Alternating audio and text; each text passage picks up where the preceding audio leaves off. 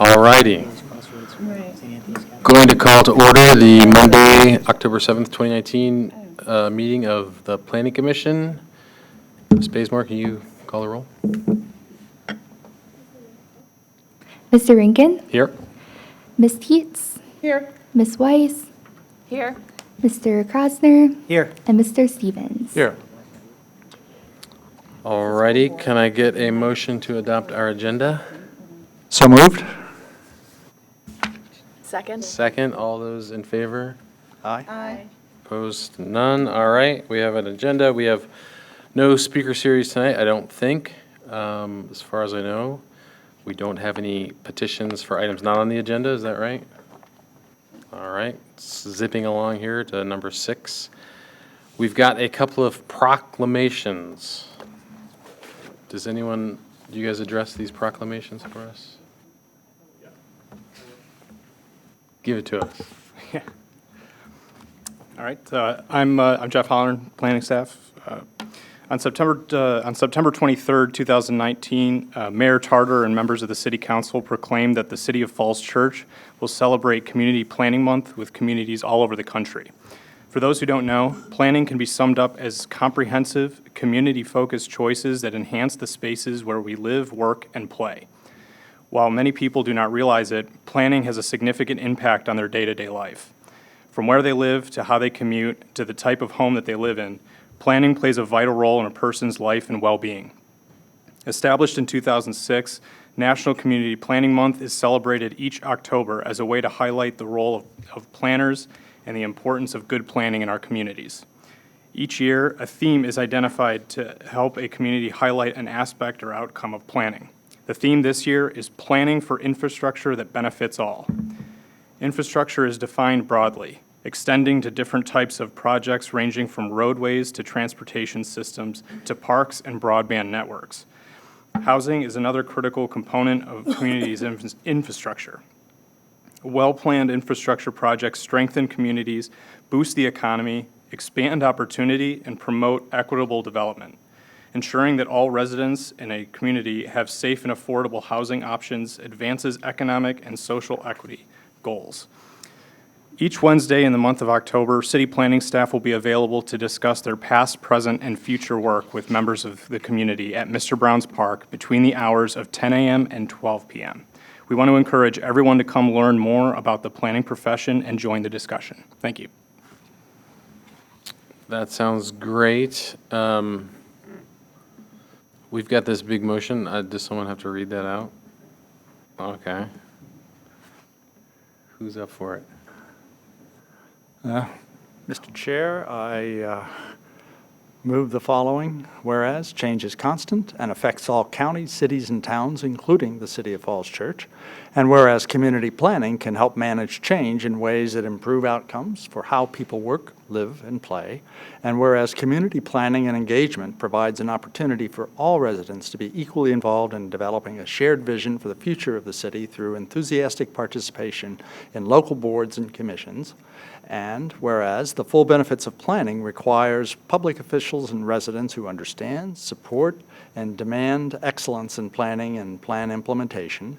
And whereas the month of October is designated as National Community Planning Month throughout the United States of America and its territories. And whereas the American Planning Association and its professional institute, the American Institute of Certified Planners, endorse National Community Planning Month as an opportunity to highlight the contributions sound planning and plan implementation make to the quality of our neighborhoods and environment. And whereas the City of Falls Church continues to advance its community planning initiatives by updating the city's comprehensive plan and development of small area plans, public investments in infrastructure, including civic buildings, multimodal transportation facilities, and parks and open space, and private investments in the city's commercial and residential areas. And whereas the celebration of National Community Planning Month gives us the opportunity to publicly recognize the participation and dedication of the members of planning commissions and other citizen planners who have contributed their time and expertise to the improvement of the City of Falls Church, Virginia. And whereas we recognize the many valuable contributions made by professional community and regional planners of the Commonwealth of Virginia and the National Capital Area and extend our heartfelt thanks for the continued commitment to public service by these professionals. Now, therefore, I move that the Planning Commission of Falls Church, Virginia recognize October 2019 as National Community Planning Month. Thank you for that. Do we have a second? Second. Second says the planner. Do we need a roll call vote? Let's do a voice vote. All in favor? Aye. Opposed? None. All right, great. Thank you. Paul Stoddard right there. Yes, that has a Paul Stoddard. All right, just checking. No, it's an important thing, planning, Oh, that's what all we right. do. It's good. And No, that that's is not good. our only proclamation tonight, right? So the other proclamation, the Planning Commission is requested to also recognize by motion October 2019 as Urban Agriculture Month. The attached proclamation was presented at Council's September 23rd, 2019 regular meeting. And urban agriculture has grown in popularity over the past several years, not just locally, but also at the regional and federal levels. For example, Arlington County has an urban agricultural program and coordinator. Fairfax County Food Council has an urban agriculture working group. The Metropolitan Washington Council of Governments has a regional agricultural initiative.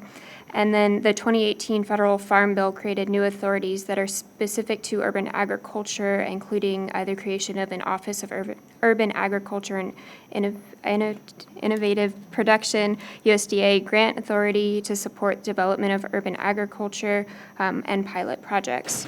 And so in addition to this proclamation and the work that the city has done to date, staff is also working to update its natural resources chapter of the comprehensive plan.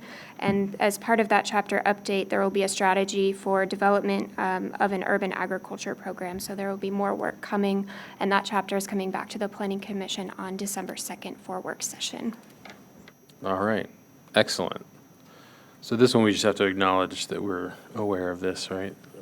Or is this a motion for us? This is also a motion for the Planning Commission. All right, but not this one that ends with, therefore, I, David Tarter, Mayor, not that one? There's another No, one. it's the motion on the cover of the staff report. Okay, got it. Anybody up for that one? I can do it. I think it's cool. Okay. Whereas since colonial times, agriculture has been an important part of the Commonwealth's economy, with early colonists and their families working on the land to raise food for themselves and their livestock. And whereas although the city, the Commonwealth, and the nation have become increasingly suburban and urban, agriculture continues to play an important role in Virginia's economy and in Falls Church, whereas farmers markets, community gardens, and other urban agricultural education and awareness programs. Whereas the city is a member of the Healthy Eden Active Living campaigns, which promote healthy food access, the city provided a demonstration community garden in the summer of 2018, and the city is updating a natural resources chapter of the comprehensive plan to include support for urban agricultural policies. And whereas George Mason High School and Mary Ellen Henderson Middle School students are currently involved with hydroponics and aquaponics, where they plant, grow, harvest, and sell lettuce to be used for school lunches. And the Falls Church City Public Schools intend to use these systems for the sustainability programs at the new high school and continue to use for the school's backpack program. And whereas urban agriculture helps strengthen sustainable community food systems both locally and regionally, enhances education and learning, and bolsters food security while providing entrepreneurs with the new opportunities. And whereas the Virginia Cooperative Extension reports that if every family in Virginia spent $10 a week on fresh local food and farm-based Virginia products, more than $1.65 billion in economic impact would be generated to strengthen more localized food production. And whereas the General Assembly designate October as Urban Agricultural Month in Virginia to provide the opportunity to promote and educate Virginians about the benefit and importance of urban agricultural programs to local communities.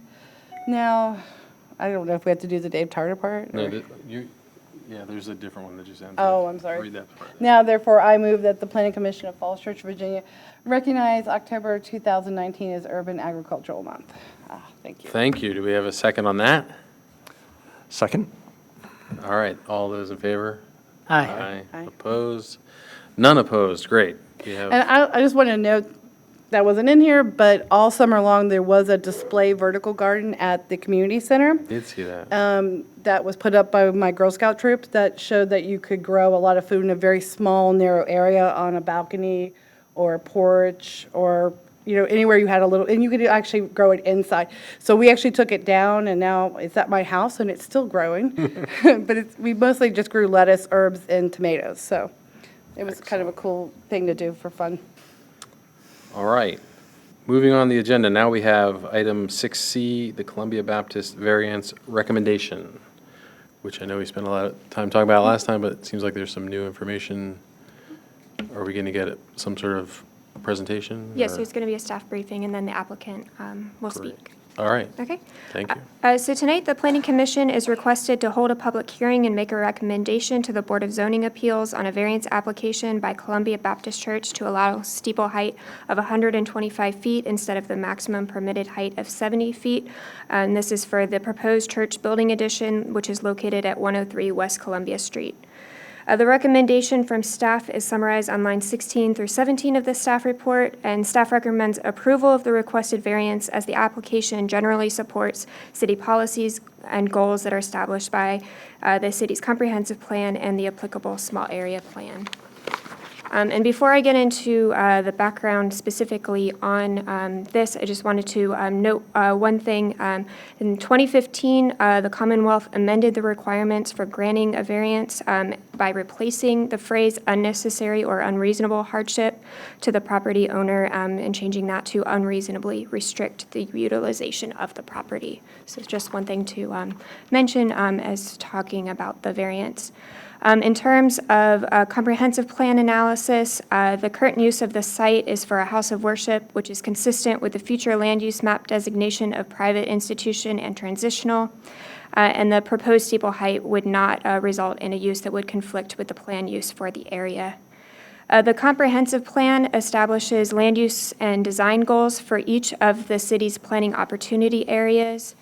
And one of these goals includes preserving the vista of the two existing church steeples in the area. This would be Columbia Baptist and Christ Crossman.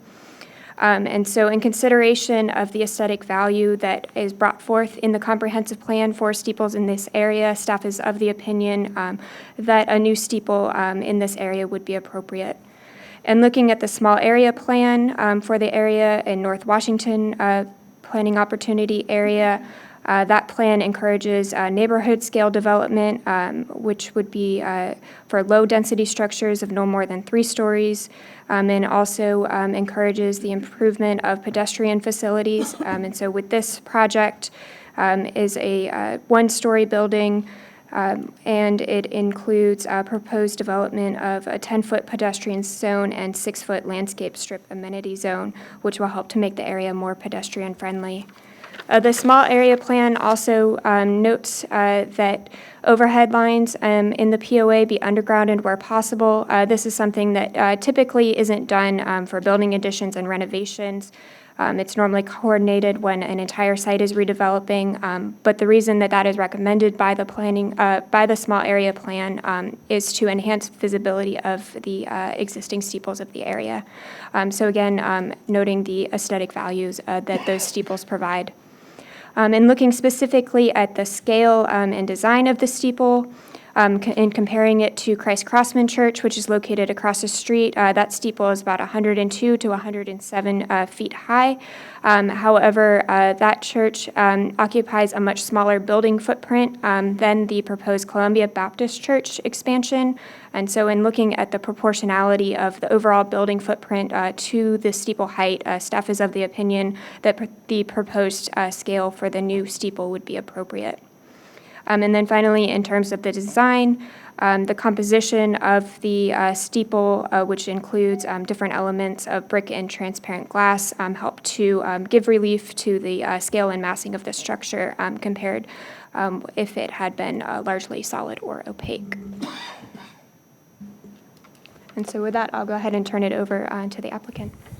Thank you.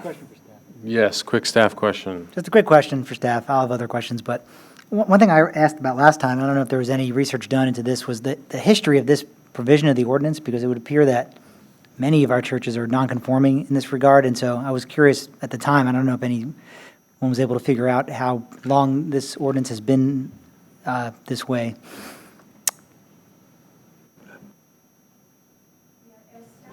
Staff had looked into it. I don't know the exact date. I think they had looked back into like at least the 1950s, and it was still on the books then. So it would appear almost all the churches in town, or many of them, are not conforming to this part of the ordinance, so something to keep in mind. I have other questions, but I'll hear from the applicant. All right. We're ready to hear from the applicant about this. There's a whole other thing about the site plan, which we'll get to next.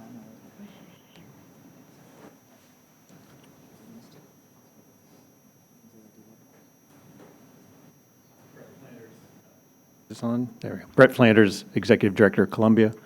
I just wanted to walk you through a couple of things that we did after our last discussion about showing some of the history and how the steeples are in relation to each other. I don't know if that's on this. Is that? So just the proposed site. If you're looking at the existing steeple, it was added in 1956. That's showing it on the right. Again, it's exactly 97.5 feet tall. We had Walter Phillips actually go out and shoot the heights on both Christ Crossman and our existing steeple. And that's measured from the first floor, just to keep it consistent, since the grade height varies on different sides and for different parts of the building. So taking it to that, it's about 30 feet high is the existing roof. 97.5 feet is what the existing steeple is. We're looking at 38 1/3 roughly roof height and 125 feet.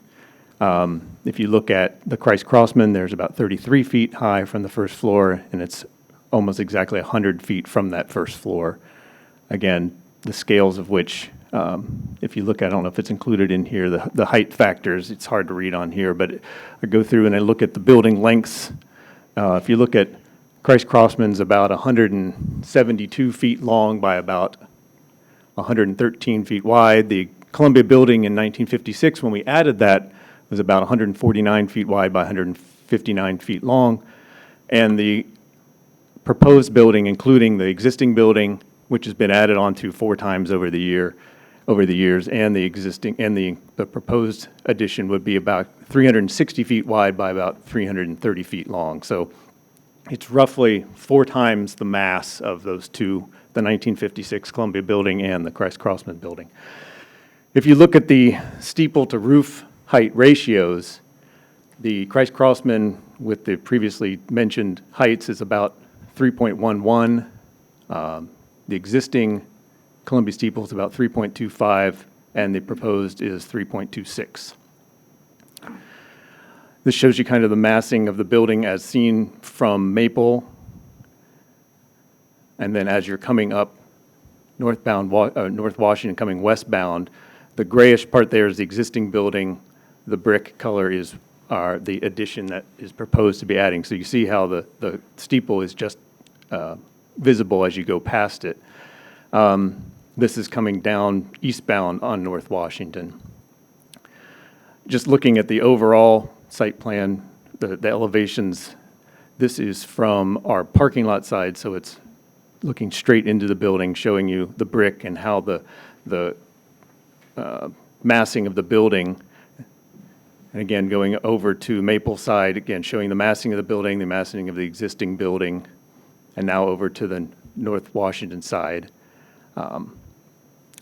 Just some of the summaries that we've already talked about. That shows where the addition is. In looking at what the steeple is for, and I don't think it got added onto here, some of the 1956, when we added the steeple onto our sanctuary, which was built in 1951, the steeple was over the main door and was on the side with the main parking. Our parking was all on Columbia Street, across the street. That's why we own the piece of the corner across Columbia Street. So when we built it, it was massed to the size of the church, and it was towards the front of the church, so that as you came in from the parking lot, that was the first thing you saw. that directed you to the front door. It's directly over the front door. Over the years, obviously, we've added on and have shifted the front of our building essentially to the other side. And that's led to lots of confusion. If you tell people to come in our front door, we have 25 doors now, and it's kind of a challenge. So one of the biggest parts of this effort was to create a new front door. And by then continuing to move the front of our building as we have over the years and adding onto it in that center so that our main parking then comes into the front door, if our steeple is still on the other side, it doesn't lead directly to the front door. It doesn't show people where the front door is. So that was one of the main reasons why we were looking to actually add this new steeple. And then when we wanted to add the steeple, we said, how do we scale it so that it scales well with the rest of the building? So that's how we came up with the heights and how it gives people a visible way to get to our building, just that they talked about before, how it's a visual, the shed view is such that you come in and you see those two steeples. Part of the challenge we look at too is we've seen some of the proposed buildings. I know the one directly catty corner across from us, they had a building that was coming in, I think, over 100 feet tall that they had put in a request for at the corner of East Columbia and Washington. And so those buildings right there could be built 85 feet high. And if you build 85 feet high, you're going to lose our steeple as it's built now. So that's just some of the background of how we got to where we are, how we came up with the design, how we felt it was masked correctly for the building, and also helped us in wayfinding both externally and internally. Do you want to have a conversation about the variance itself? Dave Lasso with Baskin, Jackson, and Lasso. We've been providing legal guidance on the site plan and all of the associated issues for the church. We haven't had to make an appearance so far, and so it's been proceedings. And in talking to Brett and other members of the team, my understanding was there was some confusion at the last meeting with regard to the standard, the legal standard really to be applied to a variance. And in that context, and in talking to the planning staff, perhaps a little bit of confusion as well as about what in the past the Planning Commission does when it's reviewing something like this and making a recommendation to the BZA. Are you recommending to the BZA whether or not a particular proposal for a variance meets the legal standard, which is their decision? Or are you reviewing really the planning context of the proposal, whether it meets the comprehensive plan and the other considerations that your staff has already advised you? So we spent some time talking about that, and I tried to put all of that in the letter to you. And I can only tell you that historically, the Columbia Baptist Church is an institution in the city of a century long. It has expanded. It expanded dramatically during the time that I worked for the city. And when that happened, that was the educational building, and the footprint of that building was significant, and there was concerns then from some people that, oh, it's really too big. And other churches in the area, maybe the Crossman Methodist next door, was actually declining, and there has been talk over the years of what's the future of that congregation. So some churches have expanded, some have not expanded, sort of stayed still. But through it all, what has come through in that area is that as you enter from Arlington County, coming into the city, that is the gateway to the city, and it's announced by the presence of those two religious institutions, Columbia Baptist on your right and Crossman Methodist on your left. That was a major consideration when our firm was handling the Ackridge. You may remember that. That was the gateway project right as you came into the city. We spent a great deal of time talking about the view shed, what announcement was made, what is the significance of the two church structures, their steeples in particular, and what does it say as you're coming in. And so those buildings are designed in part to allow that view shed to continue. And so really you have before you two issues. One is, what's the planning context of all this? And I know you'll give it the good consideration that you always do. And then the other is the confusion that I started with, which is the variance. In the staff report last time, there was language that was taken out of the city code, and for reasons I don't know, it hasn't been amended. It really ought to be amended because it's out of conformance with state code. It continues to retain language that talks about the need to show a hardship. That is not the standard for a variance. The standard is simply, does the strict construction of the ordinance, the zoning ordinance, when applied to the proposal before the BZA, prevent a reasonable use of the property?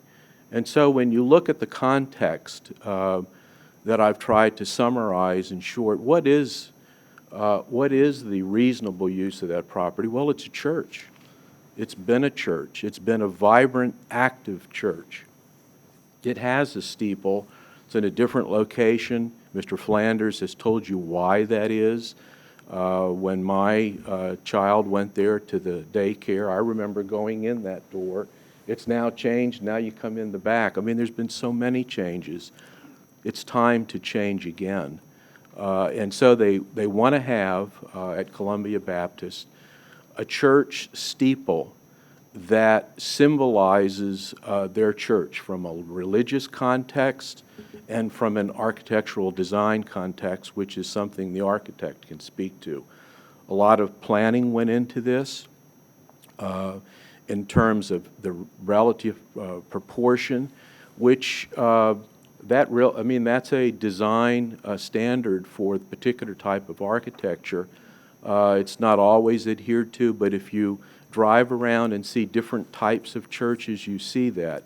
And I noticed in the earlier presentation there was a use of the Falls Church Presbyterian Church, very different style of church, and the steeple is smaller, a Gothic style, if you will. So that's a little different. But indeed, in my research, we have some of the old zoning codes in the office. The 75-foot height limit appears to have been in the code since at least the 50s, and you know that this steeple was built in 1956. It's unclear whether it got a variance or there was a different mechanism at the time. Seems to be rather an arbitrary limit. I mean, there was already standing a radio tower. I believe the radio tower it's now a telecommunications and a radio tower behind Hillwood Shopping Center, is at least 200 feet tall. I represented Verizon Wireless when we came in asking to put on one of the new facilities for telecommunications purposes. So I don't doubt that there are other structures in the city that are simply out of compliance. They're non-conforming. And you'll just probably deal with them as they come in. But the request of Columbia Baptist, which I ask you to recommend from a planning position, and then I'll appear before the BZA if necessary to go over the standard for them too, is one that we hope that you can support. Again, it is the steeple only that is asked for the variance. And trying to get a sense of scale, the Harris Teeter building, which occupies the better part of a block along the front, 20 feet or so from the curb line, is about 92 feet tall. But that's along its entire facade, and that's the first floor grade level. This is the steeple, and it's 125 feet at the top of the cross at the top of the steeple. So with that, I'd be pleased to answer any questions and ask that you support a recommendation to the BZA. Thank you. Thank you. Before we get to questions, we don't have any speaker slips for this item, do we?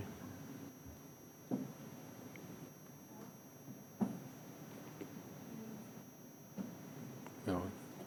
Let's let's just do that real quick, and then we can do all our questions together. All right. Variance and site plan, you can get 3 minutes on each. So William Bolster, you get 3 minutes, you come up, you give your name and address, and then you can come back later if you want to talk about site plan as well. I don't think that will be necessary. I'm William Bolser. I live at 904 Madison Lane. I am a member of the Columbia Baptist Congregation, and I'm speaking in support of their requested variance and site plan. In way of background, I became a resident of Falls Church in 1953. It remained my permanent residence throughout the next 66 years until the current time frame. I attended Mount Daniel, Thomas Jefferson, George Mason. I graduated in 1965. I became involved in alumni activities after that, as well as support of the schools, as my son also attended the Falls Church schools. I was raised in the Columbia Baptist Church. I returned to the church after college and military service. When I moved back to the area, I met my future wife there. I was married in the church. I purchased my current home from my parents, and they retired, and I was married. And primarily that was because I believed in Falls Church as a community, and that one of the primary elements that I enjoyed about the community was the presence of multiple vibrant and active churches within the community. I wish to express my support of the requested variance and site plan as a positive element in the continued vitality of the church, in the overall community, and its outreach to the community through a variety of activities such as its preschool, its food bank support, music programs, music instruction, and child activity camps. And I believe it will be a continuing element for the city. Thank you. All right, thank you. Any other speakers on this? All right. Questions from the commission? No questions? I'm from ready to Stevens? support it. You're ready to support it? Questions? You said you had questions. I have a couple questions, but I think at this point it's more comments. I mean, I think I've gotten the answers I need from the materials that were submitted in advance of the hearing. all right. I do have a question. Last time, I thought, hey, this is a no-brainer. It's not a big deal. But that was when the data that was presented suggested that it wasn't going to be taller than the steeple across the street. But now this is going to be 25% taller than the Crossman steeple. And I'm curious, have you guys talked to anyone at the Crossman Church? Do they have any concerns about that? It's also going to be a lot closer to the street, so it's going to be dramatically different than the current sort of fairly even, fairly equidistance from the street. Now it's going to be a big one right on the street, and then the smaller one. I have been in conversation with Christ Crossman.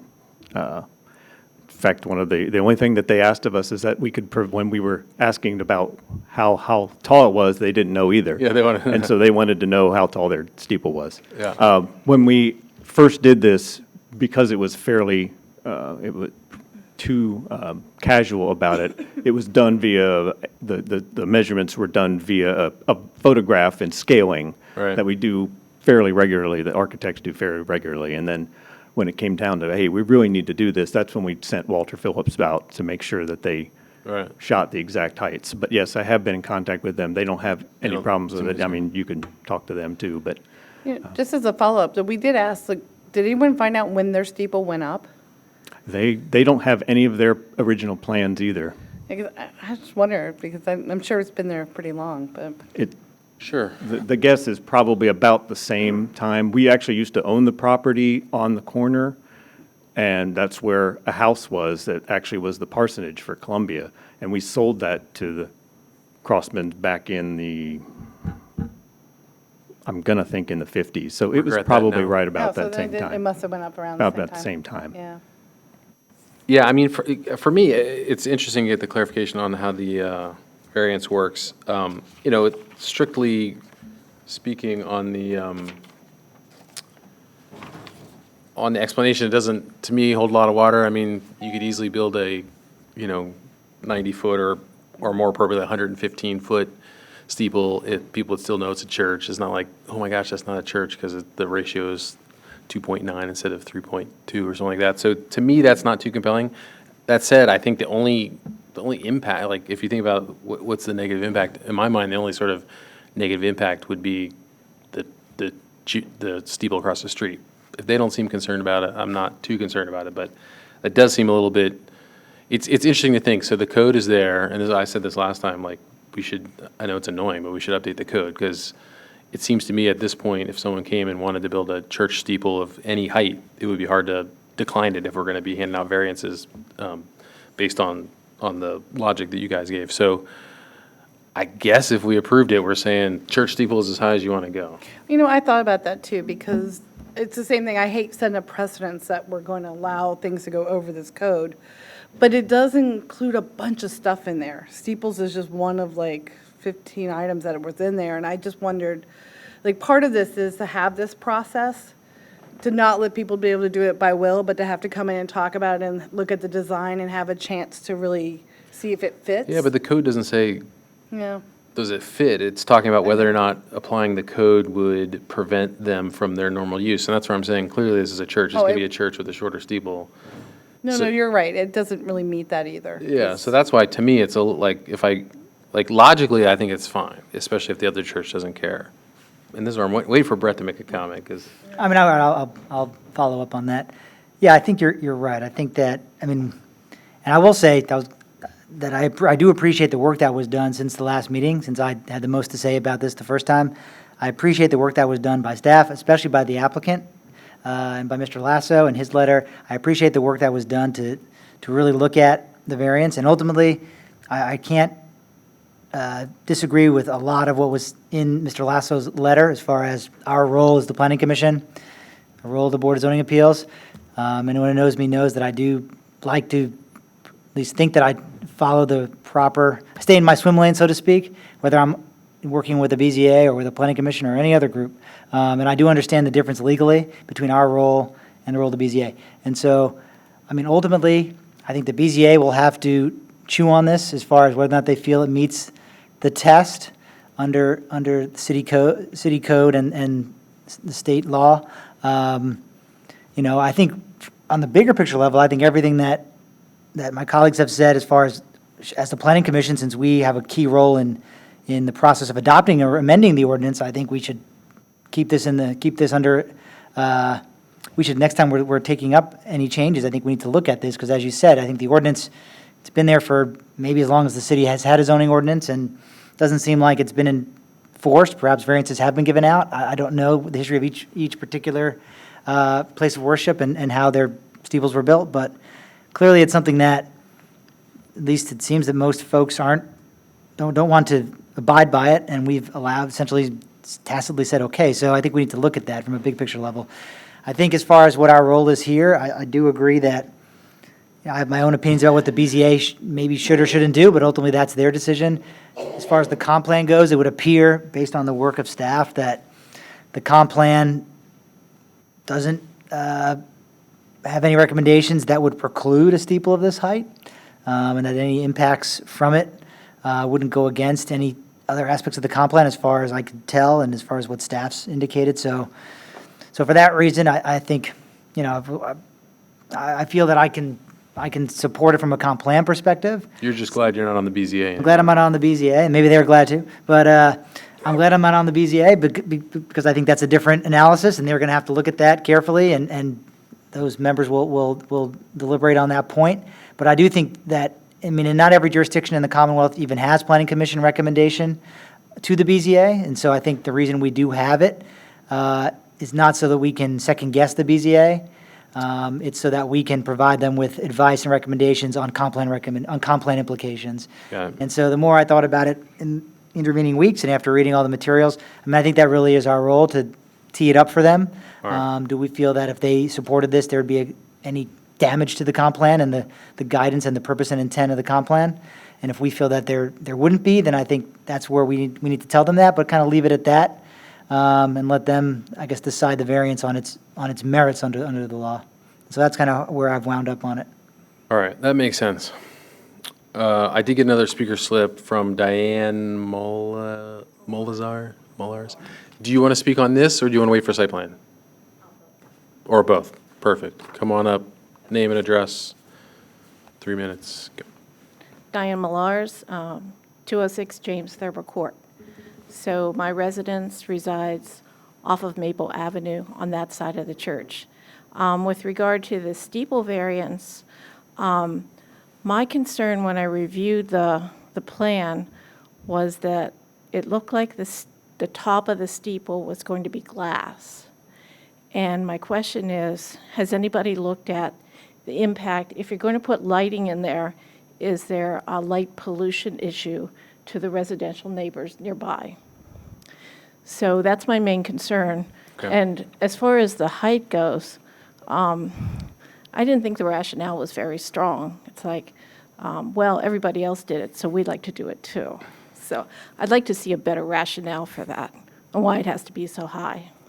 So that's my feedback. All right, I'm sure we can get an answer to your first question. The second one, I think I have a similar concern about the rationale. It sounds like that's more of a BZA challenge than ours. We're just trying to say, does it fit in with the comp plan? And that's sort of like a more of a look and feel thing. The BZA is going to have to decide if the explanation for the need of it validates the variance. I don't know when their meeting is, but you could go and share that. But can you guys answer the light pollution question? Can I just ask what the BZA is? Oh, okay. Yeah, sorry. Yes, the cross on top is not glass, it is metal.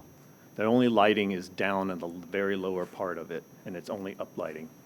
The top part is The- glass, right? It's not glass, no ma'am. Oh, it wasn't, okay, it wasn't clear from the drawing. Yeah, it's, the outside of the grayish part is a metal product, and the top is a metal cross. But there's no internal lights, no ma'am. Okay. One more Sure. quick comment. I just received in the mail today a notice that this topic would be discussed at your October 17th meeting. Yeah, that's that's the the BZA. Oh, Board that's of, the BZ, that's the okay. Board of Zoning Appeals. Got it. Yes. Okay, thank you. Yeah, so definitely if people are interested, that would be a meeting you could go to, and I assume they have public comment there as well, right? Yep. Okay, I don't have any more questions. Any more questions? Good. Need a motion? Come on, motion, somebody. Okay, I guess everyone seems to be looking down here, so I'm happy to do it. So, It's a short one. Mr. Chair, I move to recommend approval of variance application V1606-18 to the Board of Zoning Appeals for public hearing and action on October 17th, 2019. Sounds good. Any seconds? Second. Comment? Second? We got a second and a comment. Comment. Discussion, I guess, more discussion than comment.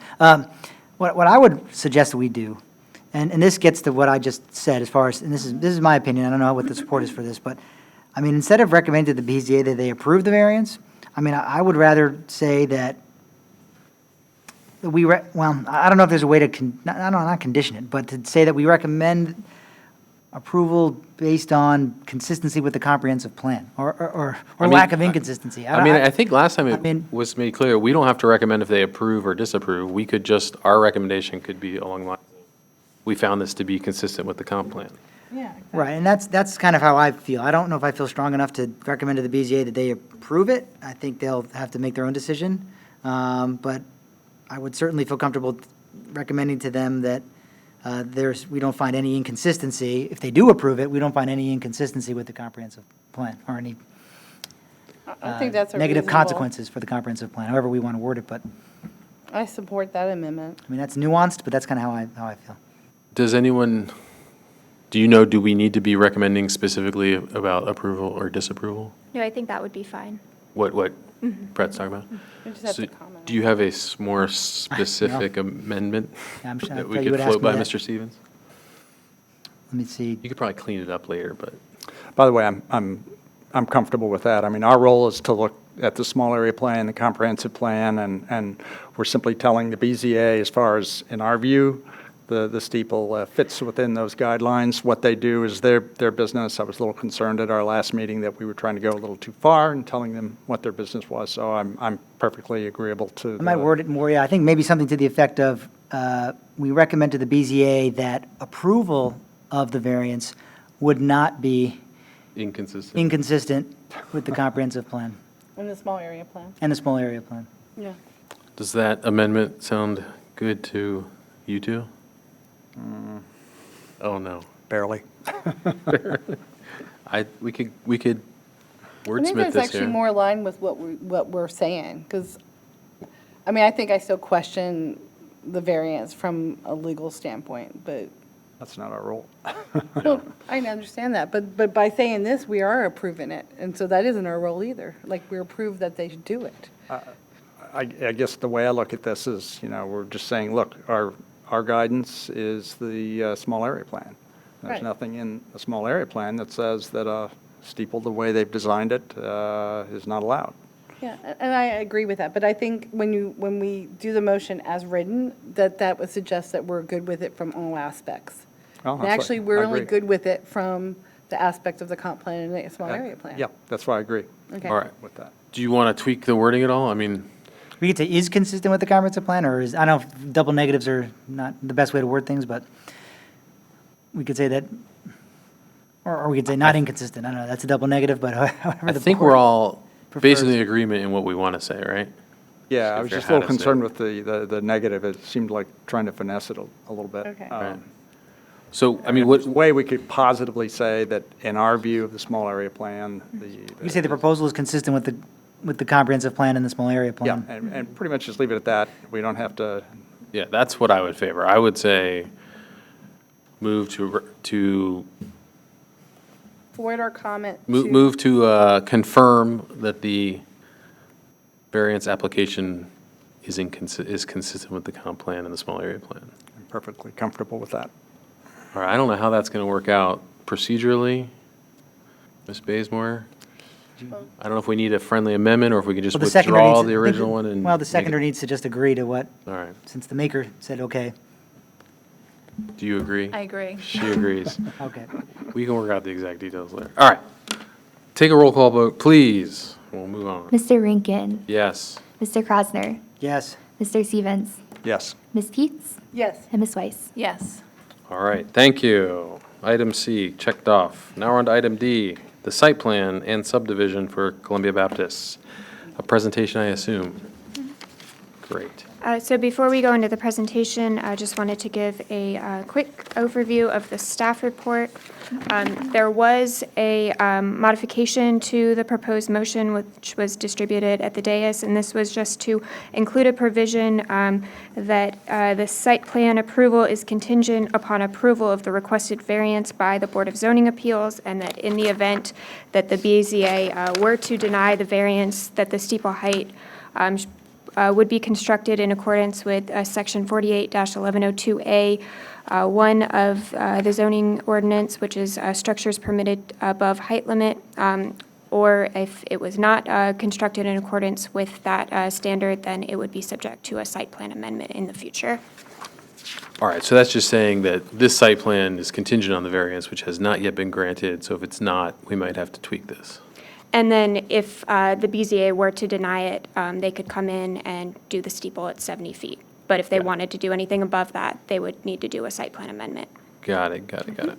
All right. So the request tonight is for the Planning Commission to hold a public hearing and consider approval of the site plan application and the subdivision consolidation plat for the proposed Columbia Baptist Church building addition.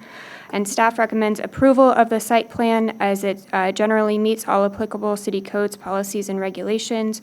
There are a few minor changes that were outlined in the staff letter dated September 19th that would need to be incorporated as part of the final site design, and the proposed motion incorporates those items. And these are summarized in lines 17 through 46 of the staff report. There were also a few items that staff is recommending that the applicant provide, and these are summarized in lines 48 through 56 of the staff report. And so these, we're looking tonight to Planning Commission for guidance on these items. There were a number of updates that have occurred to the site plan since it was presented at the September 3rd, 2019 Planning Commission work session. And so the major changes are summarized in lines 64 to 77 of the staff report, and it included revisions to the transportation demand management plan. The church parking lot was redesigned. This was to move the landscaping buffer between the parking lot and the historic structures onto the T1 land, and that redesign resulted in the loss of 11 spaces. As part of that redesign, the applicant was able to eliminate the need for a waiver for a landscaping buffer at the corner of the parking lot between where the parking lot abutted another property. So that waiver is no longer being requested. And then the other changes included the addition of internal striping plan showing locations of crosswalks and an easement along North Maple Avenue, which would enable the city to provide future streetscape pedestrian lighting in the future. So there are two waivers for the site plan. The first is a waiver to allow buffer that's required between the T1 and R1B zoning districts. This is not the buffer that was in between the parking lot and the historic structures. This is the buffer that would be between the drive aisle and the bioretention facility when you first enter the parking lot. Do you have a diagram of that one? We can pull it up.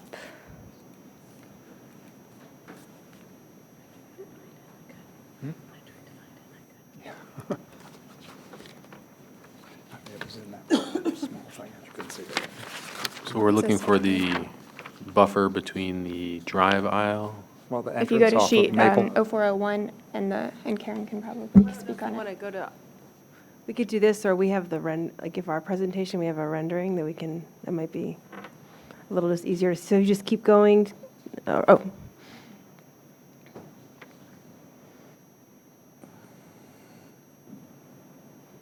Is this point? Yeah.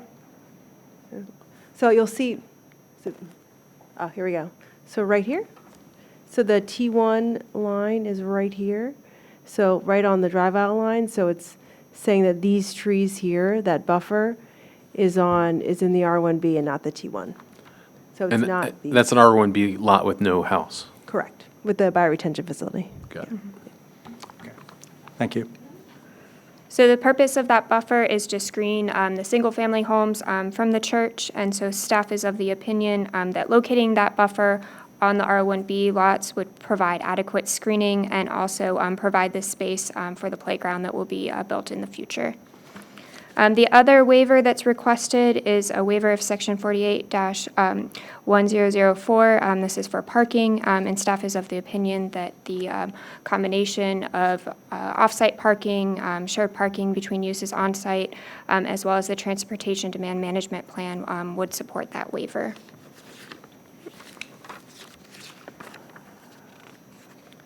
So with that, I'll go ahead and turn it over to the applicant. That sounds good. I do have a quick question. Have we received a copy of the TDM plan? It's included in the site plan. Okay. Hi, Karen White with Walter Phillips. I'm going to just kind of walk through it pretty quickly and go over the changes from the last time we were here. So back to the rendering, thank you. I think that the biggest change you'll see if you look at this is the area between the parking lot and the existing historic homes. Previously, we had 40 feet from the parking to the homes, and now that's been increased to about 55 feet. So the 10-foot landscape buffer that's right, this row of trees here, is now on the T1 property. So that's the waiver. That waiver was removed. We also used to have a little pinch point right here where we were requesting a waiver of I think it was 8.3 feet, and that's been modified so that we meet the waiver here, and then again, this is the 10 feet that we're requesting. So again, a summary of the changes. I think we just kind of went over them. We did lose 11 spaces with that redesign. So now we have 90 on site. And then the other item, which also came up at the Architecture Review Board meeting, was to look at Washington Street and maybe add some more plantings closer to the building and some benches. So, sorry, first of all, go back a minute. Here's the comparing the previous design and the new design. So you can just see the increase in landscaping there. And then, here we go. This is, we did look at, there were some comments from staff to move the bike racks, some closer to the shelter. So we've moved, the bus stop, which we've moved right here. That we've left a bike rack here, and then we've provided some benches in this area, and then some plantings along the front of the building. And just, staff hasn't seen this yet. This was hot off the presses today. So this is something that we just looked at in response to staff comments and the AAB comments as well.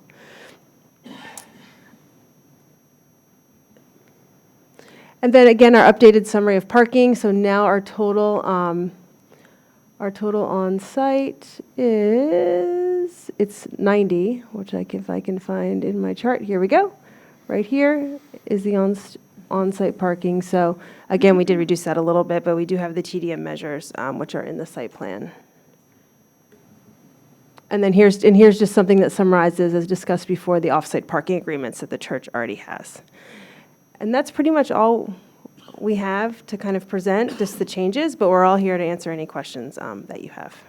All right. And before we get to questions, did we have any other speaker slips? No? And Diane, did you want to make a comment about this as well? So can I only comment on the waiver? You can take 3 minutes to comment on whatever you want. It'd be great if it was relevant to this item, but It will be. thanks. Okay, Diane Millars, 206 James Thurber Court. I have reviewed the master plans in the zoning office, and I'm looking at this from the perspective of me as a resident living off of Maple Avenue with the changes that are envisioned for the expansion of the church. And I have 3 concerns. I also say that there's been some nice things that are done to rearrange things in the space that's available to the church. But the first point is the entrance off of Maple Avenue has been aligned with our court, James Thurber Court. To me, that represents an issue for traffic control. It becomes a 4-way intersection with no traffic control. And we already have traffic backup issues for drop-off, pickup for the daycare center along that street. And I imagine that it would be worse now that we've got to compete right there at the intersection instead of having it offset. So I'm requesting that somebody look at that and consider maybe another placement of that. Would like a 4-way stop there be helpful? You know, That's true. I don't think, well, it's actually a T there. So, Well, when the entrance gets realigned and have a stop sign coming out of the, I don't know, I'm just throwing that out there. what happens is people trying to get to the daycare center back up onto Maple Avenue, and then we can't turn left to get out of our street. And that's with it offset now. So I'm thinking that it's going to be worse when we're all competing for the same space. I don't think stop signs would do it. I think it should be offset. It's preferable. Okay, so the second point has to do with the playground. There is a playground there now, and I know it's being moved to where the daycare entrance is now. My concern is there's a lot of noise out there when the kids are out playing, and I realize, kids make noise, and also screening of that area has been very minimal and not very aesthetically pleasing on the street side. So I'm asking that the playground plans include something to consider noise levels as well as landscaping to buffer the view of the playground. And my final point is on the bioretention area. There's a large, catch basin or bioretention area that's being placed where the current playground is. And I assume that that is because there's going to be a lot more water runoff from the facility. Now, James Thurber Court already has a water runoff issue. So my question is, has there been an impact study to consider how increased water flow or the same water flow is going to affect our street? So those are my questions or concerns. All right, thanks a lot. Anyone else, public comment? We're good? All right, questions? I'd like to follow up on her question. So that bioretention area, I mean, I think that's being added now because there just isn't one there on the property now for all of the parking that's there currently. So per the Virginia Stormwater Management Program regulations, the site is not permitted to discharge more stormwater than they historically have discharged, so they are required to treat that on site. So the short answer to her question is there will It's not be not- more. it will It'll not be better than what increase. it is now. Correct. Correct. We are reducing runoff overall from the site today. And I think, I'd like to add too, that today I know the entrance onto Maple Avenue has like a trench drain at the bottom, which can be tough. And the new design has more standard curb inlets along, I'll do this side, along here. So if there was water, I don't know if the issue's like coming off the drive aisle, but it would be captured. There's more standard curb inlets along the drive aisle here, and then all this water is captured in curb inlets and taken to the bioretention. And then taken underground to the street pipe that's along here. Just a question on that. So is that's compliant with a historic 10-year storm event, is that right? Or would it capture? Correct, yes. Right. Mhm, So yep. with increasing storms, there's still going to be a runoff. I mean, with precipitation, like more 100-year storms coming down the pike, then It's designed for the standard, well, the 10-year storm, correct. And, but we are exceeding the requirements. We are reducing it more than we are required to do, so. All right, other questions? Tim? Yeah, question for staff regarding the realignment, proposed realignment of, with the James Thurber Court there. Staff recommended that, right? That intersection be treated in the way that it is by the church?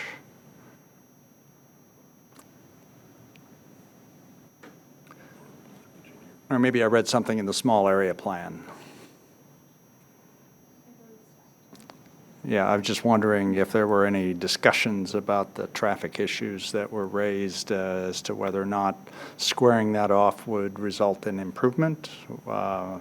And I know they've mentioned one of the changes they hope is that traffic will go into the parking lot to do drop-off and not drop off on Maple, which is what happens right now, because the entrance to the preschool is right on that corner, right? And that's one point, is that the new entrance to the CDC is over here now, not here. Yeah. So the purpose is to get people away from the road, parking in here, and then dropping off. Yeah, because I was wondering, so the old entrance would no longer be an Correct. entrance they could use. The daycare would use it to come out to the playground, but Right. that's it. So and it's a security issue too. So now they can come out to the playground without crossing over anything, and they don't have to go through anything else, and nobody can get in there other than, How do you feel about the suggestion that there should be some landscape in there to kind of block the view of that playground from the street? Because that's a security issue. we actually are working with our playground development company right now. And I know we've had some discussions with what's required from the arborist. So we have agreed to plant 3 trees in the playground, once the kind of landscape playground design has gotten further along. But that's the only kind of, I guess, commitment we've made so far. Yeah, I mean, just as a parent, I think, at least, well, the daycare, the preschool we went to, Easter Seals, their playgrounds were way off the street, so we weren't visible. But it just seemed to me that that's not a bad thing to think about, putting some shrubbery in there to kind of buffer it a little bit. Also, to buffer the kids from the street, that's a busy street, that's a lot of pollution coming out of cars still. It'd probably be good to buffer them anyway, just from air quality. Also, when the sidewalk is installed there, won't there be some tree plantings in the space Streetscape? between? No? Okay. Yeah, there's already a sidewalk on this Yeah. side. We're just going to be extending it, but. Yeah, Right. that's true. I have a question. So, I was looking at this, and I guess I'm not I'm thinking about, whenever I've been in this lot, I have always turned right out of that lot. So do you, right now, are there left turns coming on to Washington from that lot? And how Oh, yes. safe are those? Because that just seems like a really bad place to try to do a left turn. We've been doing left turns there for 110 years. No, I just wondered, because I just would never even consider it. Because otherwise, if you don't do that, you funnel everything back around through Maple. If people have to turn right, they turn right on Great Falls, then they turn right on Maple, and it funnels everybody then No, back no, I through get what Maple. you're saying. I was looking at that, and I was thinking about the way the traffic is in that section of 29, and I wouldn't even conceive of doing a left turn there personally. It just doesn't seem like a safe place to do it. But I guess I pretty the much staff do, I do it engineers every had no day, but problem that's with it? because I jump on 66. No, they didn't have any issue with it. We had talked about that at the staff level. Okay, good. I just want to make sure someone looked at it and thought about it, because I was looking at it going, really? I would never turn left. Yes, go ahead. I just have a couple questions about the streetscape along North Washington. The first question is, are those purple circles are trees? Is that? They are, and so the reason that the trees are back behind the sidewalk is due to the overhead lines. So they are, since they are, and I have to look it up in the plan, I'll be honest, I don't remember what tree it is, but they are, I think, a smaller tree because of those overhead lines being nearby. But they are, meant to look like a street tree, since we couldn't be between the Right. curb and the sidewalk. Okay. And then I know staff had recommended benches to align with the goal of more pedestrian-friendly facilities and to align with the streetscape standards.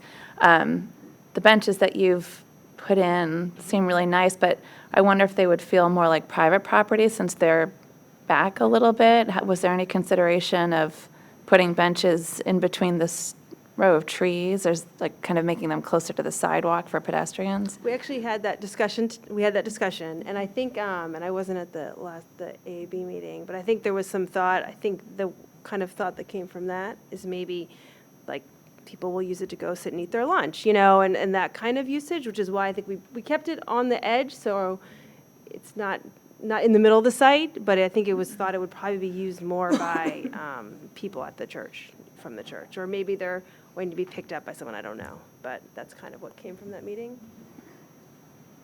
I have another question, too. I don't know if she's done. Go. Yeah, so someone did email me that lives in the neighborhood, and so I just wanted to make this statement, that they were concerned that the historic houses would no longer have parking because their driveways are gone, but they still will have dedicated spots behind them. So I assume 2 spots per house, or just 1 spot per house? So that, I think typically, most households are like 2-car, 1.5-car kind of thing, but okay, so I just want to put that out, that there is parking, dedicated parking for those houses, because they were questioning that. Oh, one other thing. I did want to say, when I first looked at the staff report, and I saw that there were 9 outstanding items, and then 3 more items that suggested that I was a little uncomfortable with this site plan. So I just wanted to ask you, those 1 through 9 that we're supposed to put in the motion, the church is clearly able to meet all of them? Because it's going to be part of our motion, and you won't be able to get a final approval from staff without them. Let us just double check your real. Okay, because it would not make sense to do this motion at this point if you guys can't meet them. I think those are number 7. The number 7, there was conversation about, that's the ramp on the Columbia Baptist side of Columbia. Going to the lot going that you to have the- across the street. And when we looked at it, there wasn't the space there available to do the ramp because it was going to have to bump out further into the street, I think is what. Well, so, point. So this, here, we are putting a new ramp, or adding a ramp, really, on the other side, the far side of West Columbia. Right. So on the receiving side here, the issue is that we have the bike station, and then we also have if you can think of it, there's steps down, like from the Right, and I'm aware of that. Right, and there's a It's like wall. next So to that basically, there's a playground wall. and- yeah. So if we had to upgrade this ramp, it would impact those steps. We'd have to redesign the steps, redesign the wall, and then we couldn't do a bump out, like bring the curb in because of the bike share, which is right here. So we kind of got to a sticking point where we couldn't really make changes on this side. We couldn't just kind of pop in a ramp easily. It ended up So- snowballing into more things. So if someone is coming from across the street and they're using the ramp, they can use it on the one side, they come across the street, and then they're going to have to use whatever ramp is there at this point, or? Correct. There is Yeah. one there today, yes. It's just not, it's not as. It's not a current, It's not ADA It's standard. not ADA, yeah. So that kind of, I mean, if they have trouble getting back up onto the sidewalk, it kind of is a problem, because you're kind of there. How does staff feel about this? So it is my understanding from speaking with our transportation engineer that this is not something that is optional. ADA requirements are not voluntary, they're required by federal law, and we're going to continue to assert that it has to be done. Because the off-site parking is part of the plan. but It was, he said it was regardless of whether it's being used for parking. They can't have a non-compliant ADA ramp. So They maybe, can't just fix one side. is there a way to maybe have that crosswalk be at an angle so it comes over at a better place where there's less wall and step downs involved? well, one thing I'd also like to just make sure we note that all the handicap parking is all accounted for on our property. On the other side? So I want to make sure that everyone understands that we're not providing handicap parking across West Columbia for people to use. Well, So, I understand that, but I um, think that's between you and staff. Or the ADA laws. Yeah, the ADA laws, yes.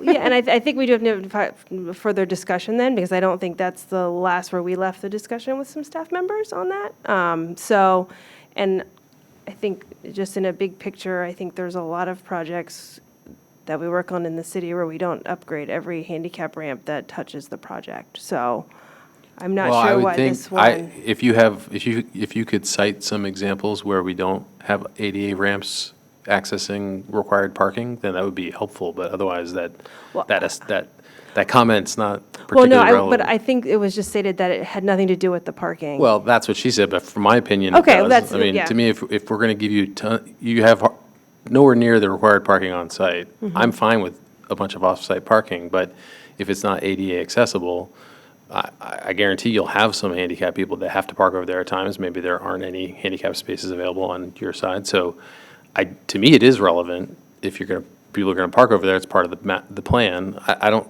know what the solution is, but I don't think we can just say, well, other sites have done this unless you can show us which No, ones. when I was saying that, I wasn't referring to the off-site parking. I was just Yeah, I mean, referring the to current- Sure. the other part about Yes. that. Just to be clear, currently, the motion that we have to do says that you're going to have these ramps on both sides.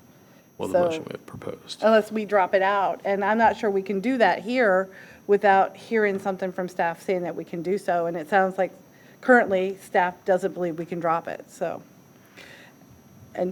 But the good news is that the other extra things they wanted, you guys are doing 2 out of 3 of those, so we don't have to talk about them. And I'm assuming you guys will not be constructing the bus shelter. That was one of the things. That is correct. We are providing Okay. the bus shelter pad. So we're not getting 3, okay. So that means that really we're just have a problem with 7, as far as I know. And you guys are good with everything in 5 and 6 about the stormwater? Because that was really, it's important to me that we get that right. Yep, that's. And number 8 with the additional bibs.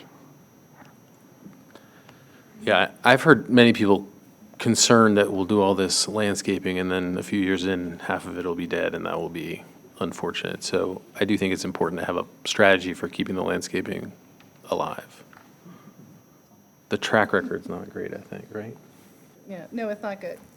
Well, it's not good, and then the city staff has to spend the time to go out there to say it's not meeting requirements, and then we have to figure out why it's not, and.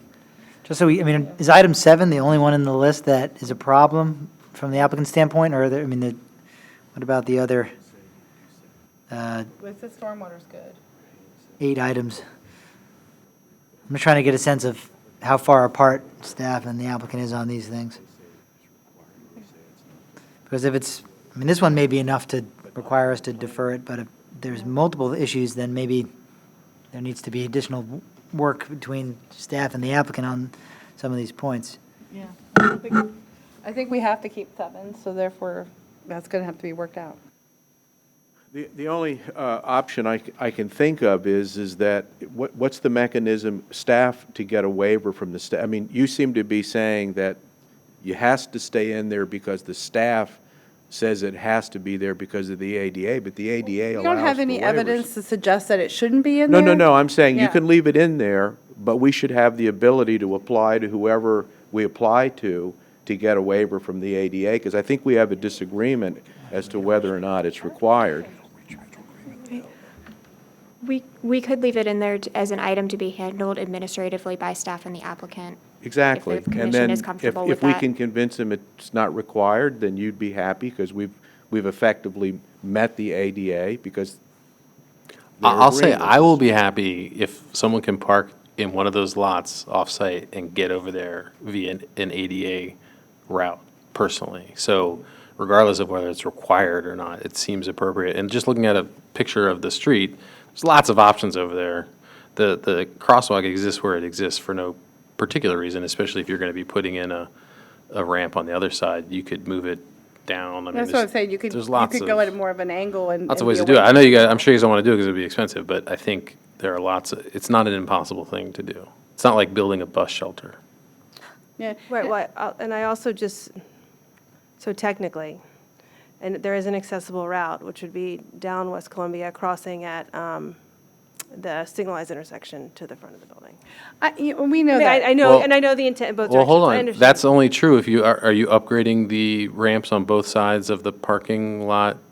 I'm looking at a picture right now. This is definitely not ADA accessible on not the church side, but the other side of Columbia on the sidewalk that leads towards Washington. If you're upgrading that, then that would be an accurate statement, but if you're not, it's still not ADA accessible. Well, you could upgrade that one instead, I guess. I mean, Yeah. maybe. Well, if maybe. you I are, don't then- know. Like, so maybe that is something we just Okay, need to so- talk with staff about. So I guess the question is, do we move forward with this motion and leave 7 in and leave it up to you guys to negotiate with the staff, or do we continue it? Because I'm a little concerned about what the actual result of this is going to be. If this is what's going to kick us out for another and another and another and another round, we'll make it work. 'Cause if you look at that crosswalk, it's kind of offset in a weird way anyway, so maybe you just offset it the other way a little bit, and then you're away from the wall and the steps. We'll sit down and we'll make it work with staff so that everyone's happy and it's ADA. Okay, great. Does that work? That works, thank you. Okay. Any other questions, comments? So the other 8 items are okay. I think we've warned them that they're Right. gonna be in our motion. so- Right, I guess it applies the same way. Okay. Yeah. That sounds fine. Can I just go back to the bench situation? Bench, yes. Yeah. So just looking at the streetscape standard, there was a recommendation that benches be available every 90 feet on a sidewalk. Do we know what the distance is between other benches along this stretch of North Washington? I don't know. I must say, the only place I can really think of benches in this area is with the Northgate project. I can't think of any along here. There's none on this block, I can tell you that. I don't know the other blocks. But just from memory, I don't think of any.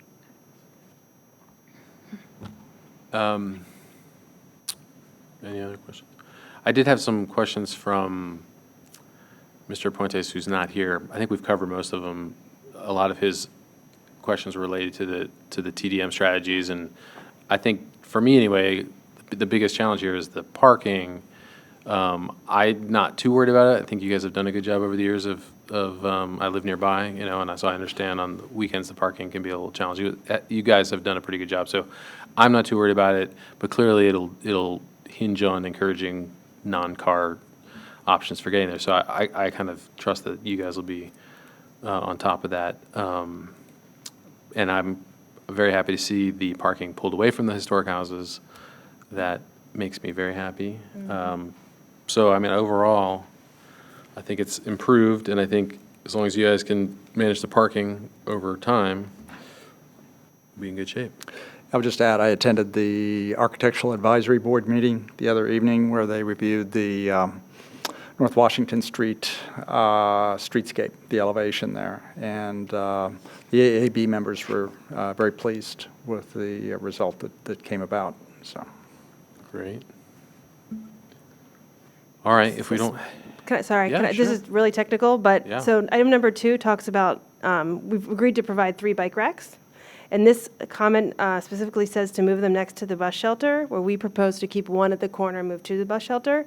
I think we can figure out staff what to do with it, but I just kind of was hoping we could just, I don't know if this says this, we have to move them. If we could kind of put that in the, yeah. we'll figure out where they'll go category. Yeah, I think that's fine. And, Okay. I mean, I think that's fine, I think so too. but As long as you have bike rides. Yeah, we yeah. to the 3. Russ isn't here, so, you know.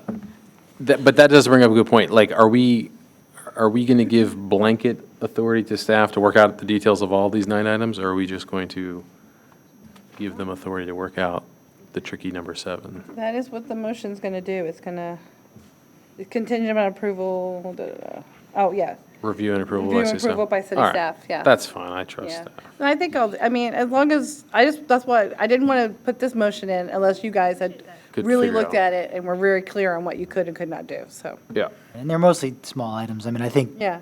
obviously, we have our limits to how much we'll delegate to staff to work, just work it out. But in this case, I think these are manageable and generally small issues with maybe the exception of number 7. The other ones, I think, are relatively straightforward. They are. It's just, it's messy to have this many things up in the air, so I typically don't like it, but we can deal with it. Yeah. All right. Do you guys have anything else? You've technically used your 3 minutes, but if you've got something quick, I'll let you do it. I just don't know what your process is. Yeah. You heard my concerns, but I didn't hear any actions or responses to them. So are they like, they're not going to be considered? Well, I think As we it- asked about the alignment a little bit and that concern, and they talked a little bit about the playground screening, so, We also The- asked about the water impact, and they're Yes. saying that this is going to take care of any water impact. Right, I got that. It's the alignment that really concerns me. Yeah. And I didn't hear a good reason for why that was done. And I'm concerned for the. I think, based on previous meetings, that not everyone shares your take on it, that I think a lot of people would consider the alignment to be safer than misalignment, because when you're, it's just what I've heard before, but, you know, when you're having, if you look at other misaligned intersections in the city, they're pretty challenging because of Visibility. the visibility and not expecting a car to suddenly appear who's turned from a thing. Now, I'm not an expert on that kind of stuff, traffic flow, but I know that it had been discussed previously. I think staff had suggested that that would be a more appropriate way to treat that. And I think because, unlike now where traffic piles up on Mapledale, where people are hopping out to take their kids in, that most of the traffic will just be flowing onto the site and out. It'll be a much more normal intersection. So I understand your concern, but I think it has been considered. I don't think this is like a, oh my gosh, no one thought of this situation. Yeah, I appreciate the safety concerns, but my concern is convenience to the residents. Sure. No, Getting in and and I out think of we there. understand that, but I think by moving the entrance inward and having that much longer drive aisle, if you look at the new drive aisle, you can actually stack 5 cars in it before they even get to the entrance. I think you're going to have less people on the street because they can immediately get into that drive aisle. And they won't be stopping there trying to get kids at the entrance. They're going to have to go much further in to do it. So does that mean they won't be parking on James Thurber Court anymore? Well, you know, you can't really control people. I see a lot of people park on Columbia, Columbia they park there and go in the back entrance. So I Yeah. guess that's, I know, but I've seen a million people do it. So I don't think they can totally control. But at least the entrance isn't right at the street, and the drive aisle is pretty long, and you can stack a lot of cars in it before it backs out. I think that would make a difference. I think that's your difference, because I think people used to turn in and stop immediately. Yeah. Now they're going to come in much further before they're going to be able to stop. So I think that'll, if you can put, it looked like to me you could put 4 or 5 cars in there before it would actually back out. So I think that'll make a difference. All right, thank you. Thanks. All right, are we ready to have a motion here? More comments, yes? I'm sorry, I just have a question. Sure. I'm just recognizing that streetscape, landscaping, and bus shelter were additional staff recommendations on top of those 9 sort of site plan is approved contingent upon these things. Yes. So I think it's great that there is more landscaping included and some benches, although I'd like to see more. Do we need to, We do need to those now figure out a officially way to part? include Right. 1 and 2, I think, right? Yeah, we could do that. Do you know what we're saying? Could make a number 3 under the conditions, 3, that lines 50 through 53 would also be subject to. Yeah, the proposed motion mentions, where am I? Yeah, you could outline in line 17 through 46. Plus 50 through 53. 17 through 53? Yeah, that would work. Just, yeah, 17 through 53. Since you guys, And I think, I think we handled that with the benches and the streetscaping that we had done based on the AAB's recommendation. well, that's a good point. If it's already in there, That's my question. Is it part of those the two site are plan? already in the site plan? No? Yes, staff. I mean, the comments are somewhat, some are specific, some are a little vague. I think, have Yeah. they been addressed or not? That's a good one. Staff hasn't reviewed what they just presented tonight in terms of the benches and the additional landscaping. So I think it would be appropriate to include those All as right. items for staff to still review. But I think we'll be able to. I think okay that's moving easiest, to forward. include down through line 53. There's still, you guys have the wiggle room to work out the details. It sounds like it's in there, but they haven't had a chance to see it yet.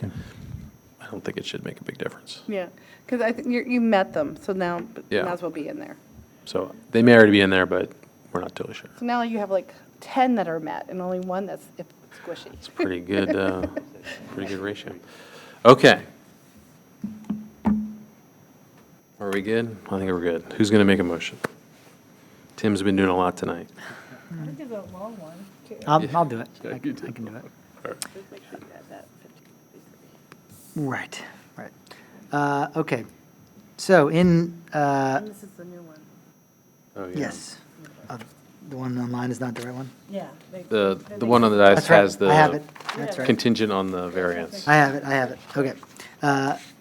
Okay, in site plan application number 2019-0198 by Columbia Baptist Church to allow construction of a new one-story building addition on approximately 4.97 acres located at 103 West Columbia Street, real property code numbers 51-103-024, 51-103-023, 51-103-008, 51-103-007, and 51-103-006 of the Falls Church real property records, zoned R1B, medium-density residential, and T1 transitional.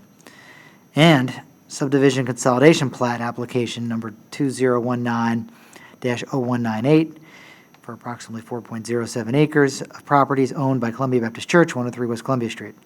I move, whereas the Planning Commission finds that approval of the site plan and the related waivers and modification is consistent with the objectives of Division 7 Site Plans, Chapter 48-1137 of the City Code, and whereas the requested waivers under the site plan would not be substantially detrimental to the health, safety, and welfare of the community, and whereas the Planning Commission finds that the following requirements of zoning ordinance section 48-1183 and section 48-1004 should be waived or modified as permitted by section 48-1138. Number one, we're going to recommend a waiver of section 48-1183 to allow the buffer required between the T1 and R1B zoning districts to be located on the R1B zoning district adjacent to North Maple Avenue, the North Maple Avenue entrance, that is. And number two, a waiver of 48-1004 based upon shared parking, which is allowed under 48-971 for the proposed uses and demand projected for the times and days as shown in the table parking spaces provided. Therefore, I move that the Planning Commission approve the site plan 2019-0198 and the modifications and waivers with the following conditions. An updated site plan that addresses all of the required and desired items outlined in lines 17 to 46 and 50 to 53 in the staff report, which was prepared for tonight's meeting. And, right, which must be submitted. And the site plan, Oh, for review and approval by city staff. right, for review and approval by city staff, right. And 2, I move that the site plan, should also be conditioned on ultimate approval of the variance by the Board of Zoning Appeals, and that's variance application V1607-19. In the event that the Board of Zoning Appeals denies the requested variance, the steeple height must be constructed in accordance with Section 48-1102A1, which is the by right limit for heights, or would be subject to a site plan amendment that would need to come back before this commission. That's my motion. I'll second it. For the first part, right. Next one, then the subdivision's the second one, right? So we'll vote on that first. So the first is the site plan as All right. stated. So we have a motion, a second on the site plan. Do we have any comments, questions? I do want to say I appreciate you moving the landscape off of the R1B and onto the T1, and I know that took some engineering to do, so thank you. All right, let's take a vote, please. I just want to make sure what numbers you added in on the lines there, since it wasn't written up there. I just want to make sure we're all on the same page. I think it was And I can, 50 to 53. Okay, I just wanted to make sure we're on. yeah, there were items number 1 and 2 in the staff desired items, Yes. also recommended. Lines 50 through 53, the streetscape and landscape.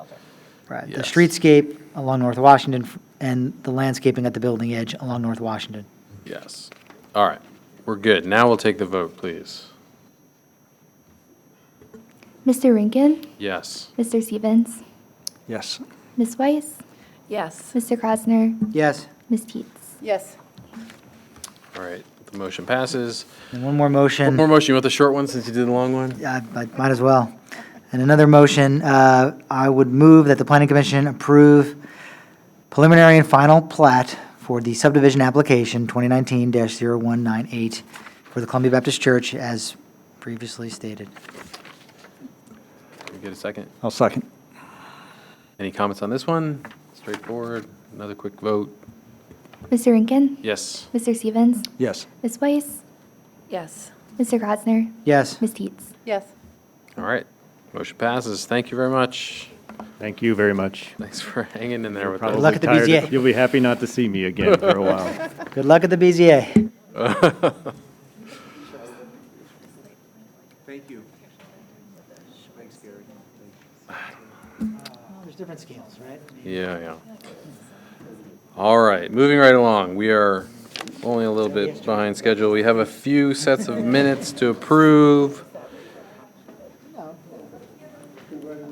All right, guys, minutes. Lots and lots of minutes. Let's tee these up. June 17th. I wasn't there. Looked like a great meeting, though. Okay, and I think there, so you have Miss Hockenberry's in there, and that should be me, Miss Teets, Oh, as being there, because she wasn't there. this is June 17th. I was not there. Sure. I think she was still there. Oh, was she still here? Yeah. And maybe Miss Weiss wasn't I here was then. not yet on the planning Okay, commission. so that's what it is. Okay, Okay. I knew one of us was, Yeah, one of you 'cause weren't she there, was and I was here. there. Okay. So it was Miss, sorry. Mrs. I knew it was around June sometime I switched, but, okay. Yeah. Is it raining? Hallelujah. It hasn't rained in so long. It sounds strange. Nice. All right. So June 17th, I wasn't there. Sounds like we have one change. Any other changes? No. I move that we approve the minutes as amended. I'll second. All in favor? Aye. I abstain, Abstain. not here. Not there. Abstain. We only have two ayes because she wasn't here and we weren't here. All right. Now, July 1st minutes. Any changes to this one? I believe that was. Looked pretty good to me. I move that we approve the minutes of July 1. I'll second. All in favor? Aye. Abstain. One abstention. September 16th, this was so recent. Oh, no. Seems like forever ago. This also looked pretty good to me. Non-meeting. Move that we adopt the minutes of September 16. Second. All those in favor? Aye. Aye. Abstain. Couple of abstentions. That was the shortest meeting ever. All right, check, check, check, check. Fine. On to number 7, informational items. Do we have any planning commissioners' reports? Starting over there. Any fine if you don't. reports? None come to mind. No reports. Melissa? So I attended the Rex and Parks meeting last week, which was really actually a very short meeting because then we went and did the West End presentation that was, so they're doing a bunch of them for each group of like 2 or 3 boards and commissions at a time. So I got to sit through that and I'll get to sit through it like 2 more times. It'll be fun. But so no real major changes in it from what we've seen, really. They talked a lot about the landscape and the Rex and Parks Department has some concerns because they feel like there is not enough green space in the actual project. There's no playground or any kind of outdoor place for any children that would be in the apartments in the project.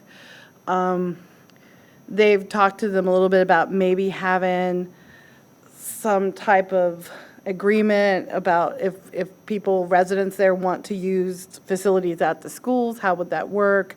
And they really haven't gotten anywhere with that at this point. So these are some big issues for them as we're looking forward to it. Is in a complex like that where you just have that middle section that's mostly hardscape, only has a couple small grassy areas.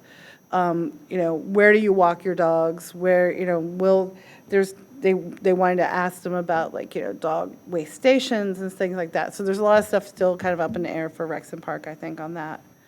And, in terms of where they're going to go to do recreation. Because they're pretty far from the closest city park, which is West End.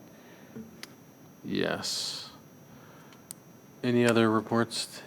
Yes, I attended the EDA meeting last week. They had a couple of items of interest to us. One is they've sent a letter to the city council requesting that the council put together some kind of an ad hoc task force or task group on the subject of affordable housing. The EDA doesn't want to lead it, but they recommend that it would be better to get input from a number of different perspectives on boards and commissions in the city. Second item is in Mr. Brown's Park. There was a discussion and a vote to vote money to do a mural against the wall that's next to the stage. Since that's on private property, it's not really a city issue per se, but the EDA is going to fund it. So the one design that they seemed to find acceptable themselves had a series of hot air balloons with different sayings on the balloons. So We are known for our hot air balloons. yeah, So so this is going to be public-facing art, so I guess Yes. it will come through the planning commission as part of the process. that's a good question. I think it's supposed to. I also wondered about that, especially since in our work session, we're going to be talking about public art. So Yeah. does anyone know what the rules are? I don't know if it's on private property and it's not part of some other approval, I don't know if we would see it. Yeah, Well, maybe. the public art we're discussing in the work session is on private property. Unless there was part of some other project, I don't know how maybe like any other building owner in the city who wanted to paint something on their building. Why Well, not? but, there could be rules, so we have rules about signage. Yeah. Signage you can use on your own public building and. We do, yeah, we do. I don't know if it would be considered, I don't know if it would fall under anything like that. Our project, where my office is, we have some signs that are grandfathered in because they no longer meet the sign requirements, so. That'd be good if it were checked, because the EDA just assumed that since it was on private property, that there were no constraints or, Right. Does anyone know if there are constraints? And by anyone, I mean staff. I know it's been discussed. Jim Snyder has had some discussions about it. I'm not thinking that it's applicable. So is the difference in between- terms of public art,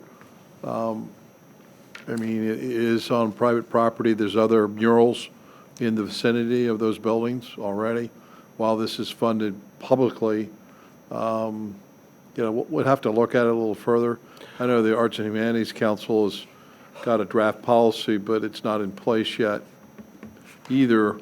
And the Planning Commission role right now is really for citing, like a statuary or something on a public area, plaza, or, on a site plan kind of thing, if somebody, Yeah. the developer's donating. Well, and so the public art mural thing at Founder's Row, that's different because it's part of the profit of the whole thing. I mean, that's also private property. Yeah, that's a private property. They agreed to it. And then we're going to talk about that in the work session. Yeah. But that's on private property, so we've come up with a separate procedure to engage the community on that. And they'll be, suggesting some designs, and then we'll get some community input, and they'll finalize that with their artists. But it's. Sounds like hot air while it's balloons have been taken. Public so. viewable, it's not public art. Yeah. Well, and I think it's fine. I'm mostly just trying to understand, because there are sign rules. Like if I wanted to do a mural on my building that was the name of my company, I don't think I could get away with that because it would be considered a sign. So it will be, I mean, I would love to encourage more murals throughout the city, but I also know like not everyone has the same taste in art. So I didn't know what control the city has over art or graffiti or whatever you want to call it if it's on public property. So, I mean, I can't put a billboard on my private property. That's a sign. There's like, What if it's art? What if it's advertising there's hot free air speech and then balloons? there's commercial speech. There's like, so there are different kinds of speech. Commercial speech, we're allowed to regulate if it's for advertising purposes, but, the idea of what is a sign has been heavily litigated up to the Supreme Court of the United States. And so usually, absent some type of architectural controls over building colors and design, you'd be hard pressed if someone wanted to paint a mural on their house to tell them they can't do it, as long as they weren't advertising some type of product, service, trade. So, yeah. All right. And in the context of what you mentioned Founder's Row, you recall that was a contingency of the site plan. Yeah, that- right. That we had a site plan amendment Yeah. scheduled to address that. Yeah, that's why I was trying to point out that that's different because it was basically a concession they gave as part of the overall deal. All right, Tim, did you got anything else? No? I don't think I have anything. I feel like there was an EDC meeting, but maybe not. Was there? There was, but I don't recall anything. It was really memorable. We probably talked about festival lights. That's what we usually talk about. Then my brain turns off and then it's like it didn't happen. All right. We had some correspondence on the dais, which hopefully everyone looked at since I think we already voted on what they were talking about. And yeah? Question on the correspondence. I don't know if anyone, the group, the Route 29 group that talks, I mean, is that Virginia Tech thing? Yeah, I know, I guess the Virginia Tech planning students are doing that. I mean, is the city kind of, are they working with the city? It says both sides of 29. I'm just curious if, what staff knows about it. That, this meeting that's coming up at TJ, is it something that purely being driven by Virginia Tech, or is the city participating as well? I know Shelley Maestrin is the one leading that effort, and she's been keeping Paul in the loop, but I don't know beyond that if the county's involved and so forth. Right. Is city staff going to that meeting that they're sponsoring? I mean, in terms of, we'll be engaging Fairfax County as well. So the Right. students will organize that as well with coordination with the city. Right.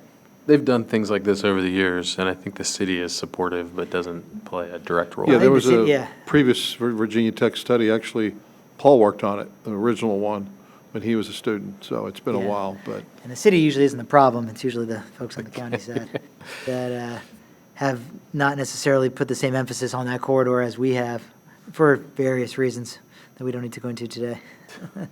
Yeah.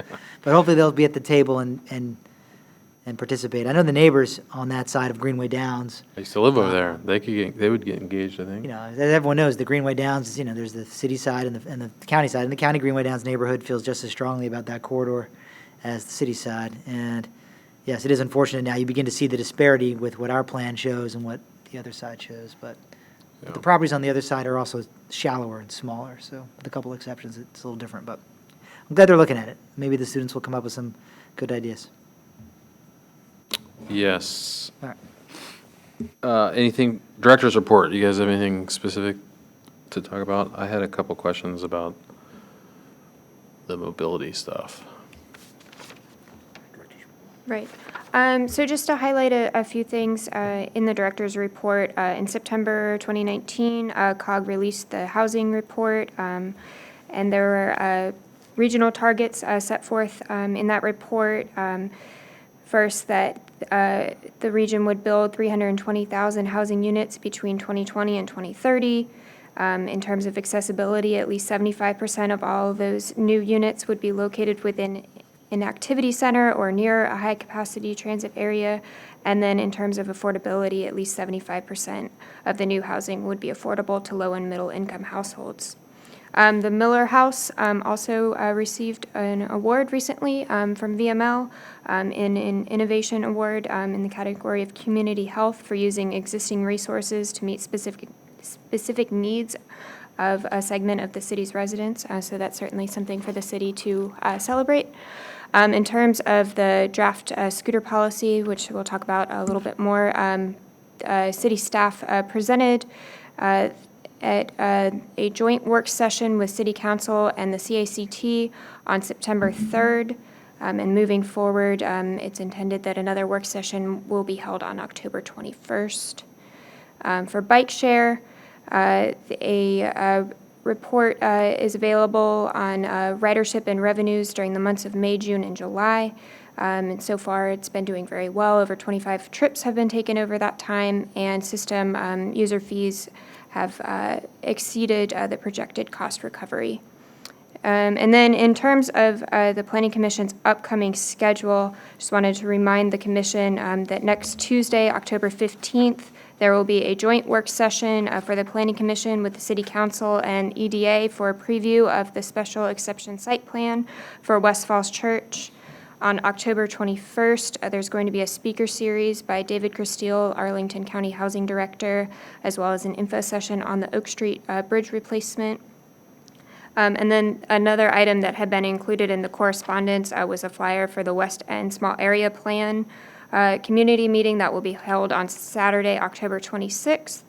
And then on November 4th, staff is planning to hold a work session with Planning Commission on a Greenway Downs overlay zoning text amendment.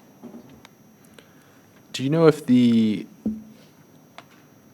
joint work session on October 15th will be recorded?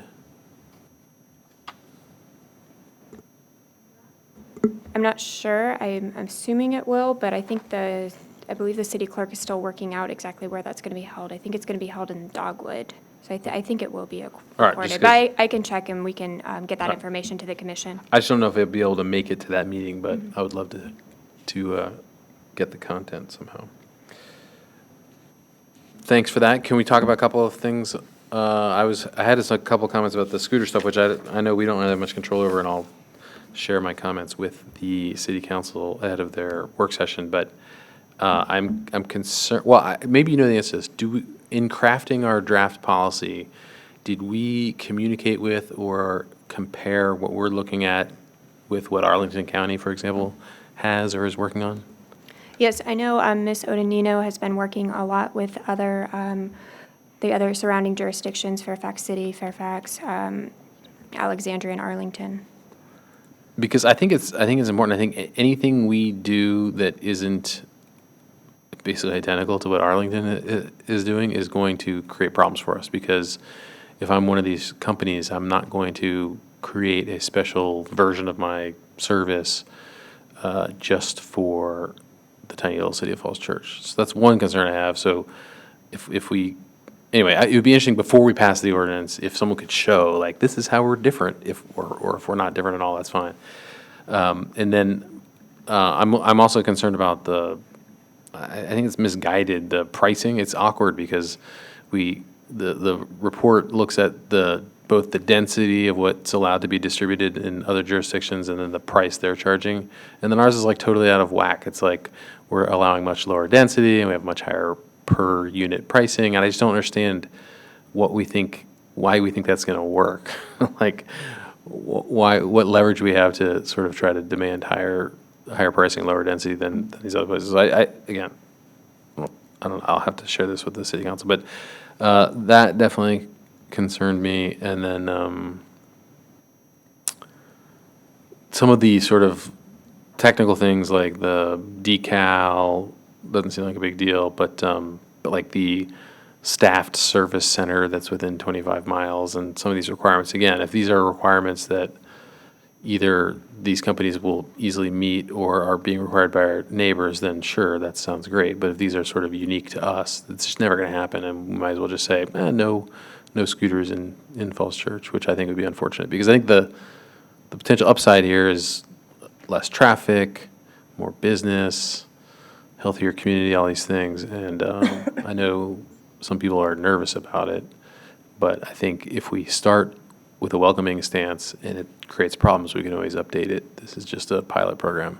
But if we start with a position that would be hard for companies to even come here, we'll never know if it could work because they won't come. So Yeah, I share your concerns, because when I looked at that too, I was wondering, like, we really have to be, either consistent with Arlington or Fairfax if we're going to get any kind of pilot program going. Yeah. 'Cause if we were much difficult than both of them, Right. then why would they even bother? And I think to the extent we ever do this, like if we have something we really like, we'd be much better off going to Arlington or Fairfax and saying like, hey, don't you guys think we should require this? Because if Arlington required something, then absolutely they would do it. Right.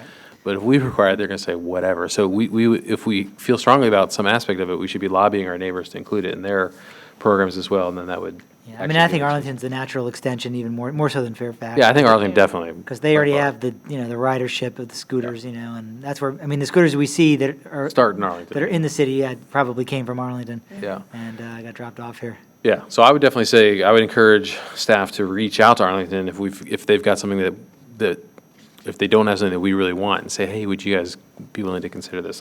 They probably would also ignore us, but that would be more likely to succeed than making that a requirement of our program, because I don't think the companies would think about it for more than 2 seconds. They just say, forget it. And then I just had a random question about the bike thing. Is it weird that where you live is how the revenue share works? Because I know at least one of my employees who lives in DC got a capital bike share because they can now use it to get to work, but we don't get any credit for that. I guess it's the way it works, but I don't know. But didn't he have to switch bikes at some point along the way? I think he rides the metro and he bikes up from the metro. Oh, that's what it is, okay. Yeah. Yeah, because you can't, I think it's like a 30-minute limit. And then Yeah, no, I they think he have lives to- near Metro in DC, and normally it's annoying to ride the metro and walk all the way up it with the bike there. And more often he bikes downhill to the metro. That's a lot easier. So. Yeah.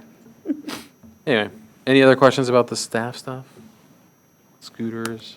Again, I don't think, the Planning Commission has no formal impact on the scooter policy. Is that correct? It's not on our agenda. We're never going to, we weren't invited to the joint work session. So it's fine. I just wanted to make sure. There have been discussions, of course. I've got one email here that I think I can share from Letty Hardy and one of the Fairfax City Council members and their experience, which they have quite a bit since George Mason University is there, and they wanted to get a policy in place before the school year. So I'll share it with you. There's some things there that I think are relevant. Excellent. All right. That's it for director's report. We have a work session item, building art. Building art. Clearly Founder's Row. the applicant isn't presenting it unless they're invisible. So do you guys have something to share? That would be me. Not invisible anymore. Public art. Staff is requesting the Planning Commission hold a work session to discuss the proposed process and timeline for reviewing public art that is part of the Founder's Row project. There's no action required at this time, but staff recommends that the public art review process will include substantial involvement with the Arts and Humanities Council and the Architectural Advisory Board as a means of gathering public input before making a formal recommendation to the Planning Commission as they review the upcoming site plan amendment for the Founder's Row. That development proposal will seek approval on the general design of a public art installation on approximately 120 feet by 35 feet portion of the development's eastern facade movie theater building. On September 24th, 2018, the Planning Commission approved the site plan for Founder's Row with several considerations and contingencies. The site plan amendment for the proposed public art was one of those conditions. The mixed-use redevelopment project consists of 6 stories with ground floor retail, 322 apartment units, 72 age-restricted apartment units, and the movie theater on which the public art will be placed. The site is bound by West Broad Street to the south and Northwest Street and Park Avenue to the north and west.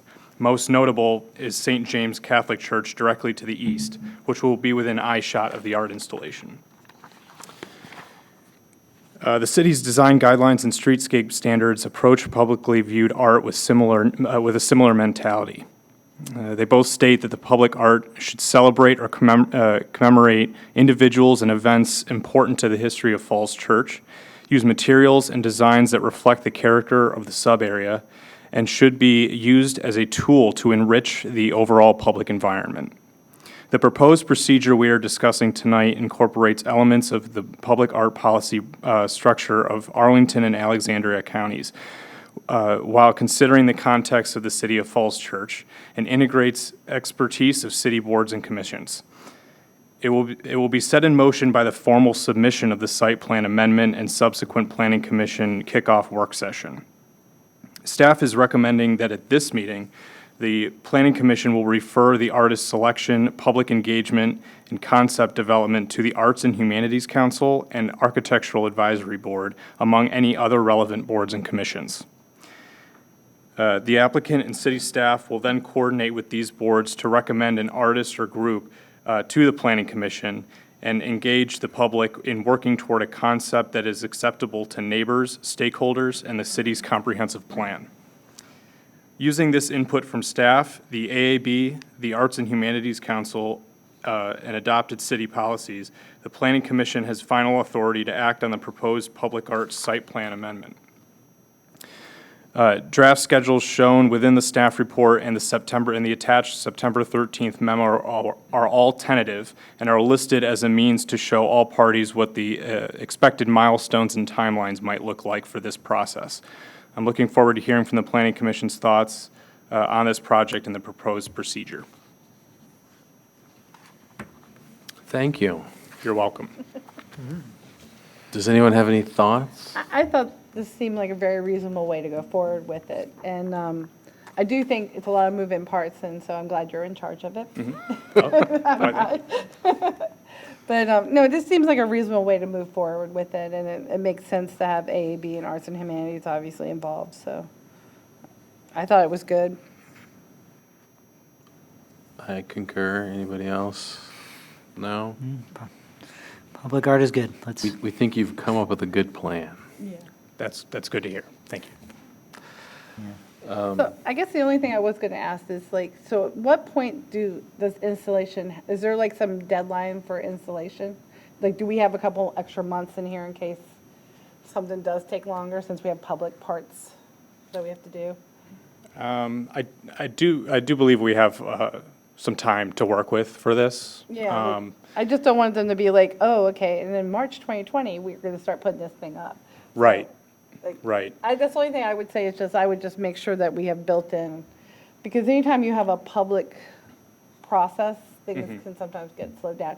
And we're working through December and the holidays and stuff too, so. I'd have to look further into it, but I know that that there might be some hold up with the CO when it comes time to issue that, when it's all said and done. Right. But I don't think we're in any danger of that at this point. I don't think so either. I actually went to their most recent construction meeting, and it's kind of depressing when you realize how much more stuff has to be done. Yeah.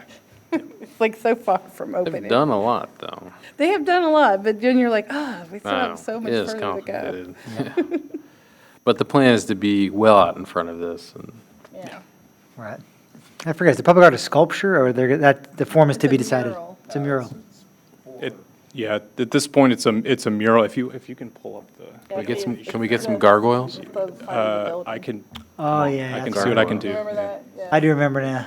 Okay. As long as it's not George Washington's face. I think everything is Or I made think it was better with remember they showed that weird gargoyles. logo. Yeah, we don't want any slaveholders. So. Let's just go with that. So, yeah, what you're looking at here is a placeholder, but that gives you kind of an idea of what the canvas is that they would be working with. What side is that again? That's the, It's, Faces the by church. our measurement, it's 123 feet by 35 feet, but Right. that's not the official. that's facing east. That's facing east towards St. James. Right. So, Yep. yeah. Yeah, I guess. Oh, yeah, actually, there's the guy's face is still there. We don't want that. Yeah, this is an old version, I think. Yeah. No one like that. All Once we have a right. final, once we have the actual submission, we'll be able to confirm all of these with you. Yeah. Okay. All right, is that everything? I'm saying right now, no hot air balloons. I missed the boat on that. We're good, we're good? Yeah, we're good. All right, meeting adjourned.